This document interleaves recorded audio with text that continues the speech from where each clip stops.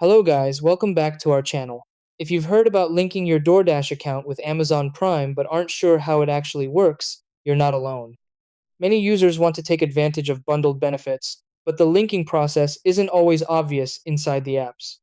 When done correctly, connecting these accounts can unlock perks like delivery benefits or promotional offers, making your ordering experience more convenient and cost-effective. Once everything is connected, the benefits apply automatically without needing to repeat the process. In this video, I'll show you exactly how to link your DoorDash account to Amazon Prime step by step. Try these. Step 1. Open the Amazon app or website and log into your account. Step 2. Go to your Prime membership benefits section. Step 3. Locate the DoorDash or partner benefits option. Step 4. Sign in to your DoorDash account when prompted.